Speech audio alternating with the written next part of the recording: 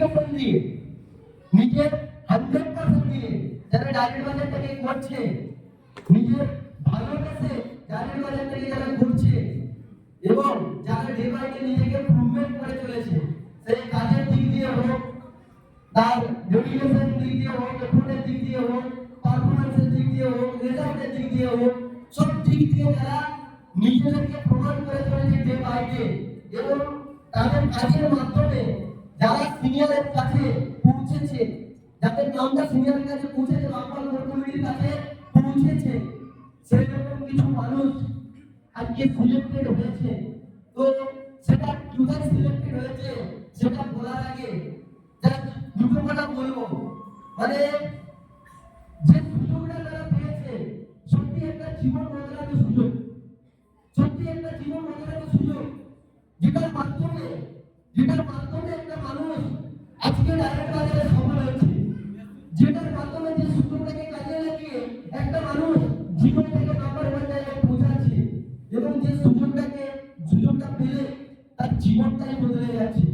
তো সেরকম একটা জায়গায় সুযোগ হয়েছে এবং এই সুযোগ আপনাদেরও আসতে পারে ভবিষ্যতে। যারা সুযোগ পায়নি তারা হতাশ হবেন না যে আমার সুযোগ হলো না, কেননা সেখানে নিজের পারফরমেন্স চাই, নিজেকে প্রমাণ করতে হবে।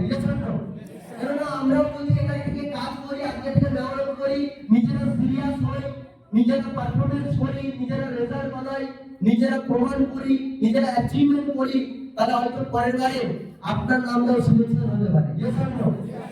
তো আজকে এখানে নাইট মিটিং হবে, ক্লিয়ার? আজকে এখানে নাইট মিটিং হবে, নাইট কাউন্সিলিং হবে, ক্লিয়ার? তো সেখানে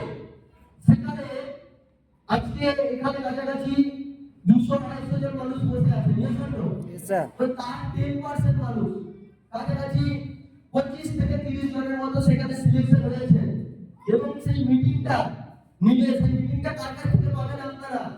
আমাদের ভগবান আজকে বড় ডাইরেক্ট বাজার মিস্টার জয়সারের কাছ থেকে। যে মানুষটাকে দেখা মানেই সাকসেস, যে মানুষটা একটা কথা শোনা মানেই সাকসেস, তাহলে সেই মানুষটার কাছে পার্সোনালি মিটিং নেওয়ার সৌভাগ্য সবার হয় না, সেই মানুষটার কাছ থেকে মিটিং নেওয়ার সৌভাগ্য সবার হয় না। তার জন্য সেই মানুষটার সাথে কথা বলতে গেলে, সেই মানুষটার সামনে বসতে গেলে একটা ম্যাচিং দরকার হয়, সেই মানুষটার সামনে বসতে গেলে একটা ম্যাচিং দরকার হয়। পাচ্ছি না, মিনিমাম ক্লাব মেম্বারের জায়গায় পৌঁছাতে হয়, মিনিমাম 1 লাখ ম্যাচিং করতে হয়। পাচ্ছি না, তাও হয়তো সুযোগ সবার হয় না স্যারের সামনে বসা বা স্যারের সাথে কথা বলা। পাচ্ছি না। তো আজকে সিনিয়ররা সেই স্যারকে রিকোয়েস্ট করে, একবার কমিটি স্যারকে রিকোয়েস্ট করে আজকে সেই সুযোগটা আমাদের জন্য করিয়েছে। সত্যি একটা বিশাল বড় সুযোগ, মানে এই সৌভাগ্য সারা ভারতবর্ষে মানে খুবই কম মানুষের হয়। কেননা স্যার বলেছিলেন যে স্যারের একটার পর একটা সুযোগ, মানে স্যার আজকে অল ওভার ইন্ডিয়াতে প্রত্যেকটা স্টেটে কিন্তু একটার পর একটা ট্যুর করছেন, বিজনেস ট্যুর, তাই তো? তাহলে স্যারকে কাছে পাওয়া মানে সামনে থেকে দেখা মানে বিশাল ভাগ্য চায়, মানে সৌভাগ্যের ব্যাপার, ক্লিয়ার? তাহলে সেখানে আজকে স্যারকে আমরা পেয়েছি, স্যারের কাছ থেকে আমরা 3 ঘন্টা ট্রেনিং নিলাম,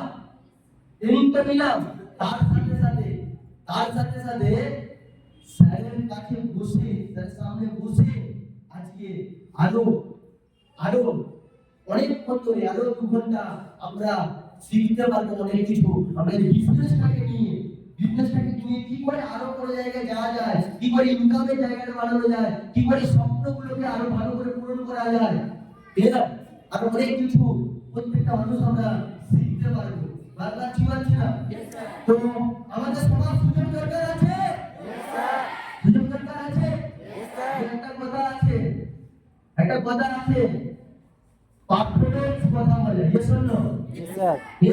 রেজাল্ট আপনি কতটা ব্যবহার করেছেন, আপনি কতটা খেটেছেন, আপনি কতদিন না খেয়ে আছেন এটা হয়তো কেউ দেখবে না, আপনি পরীক্ষায় কত নাম্বার পেয়েছেন সেটাই মানুষ দেখে, নাকি দেখে না? তো সেই পারফরম্যান্স, সেই রেজাল্ট কিন্তু বিশাল ইম্পর্টেন্ট। পাচ্ছি না? তো সেই জায়গা থেকে আমি নামগুলো বলবো যারা খুবই সৌভাগ্যবান, যারা এই জায়গায় সিলেক্ট হয়েছেন, এবং যারা যারা সিলেক্ট হয়নি আমি আবারও বলছি হতাশ হওয়ার কিছু নেই, নিজেদের পারফরমেন্স বাড়ান, অ্যাক্টিভিটিস বাড়ান।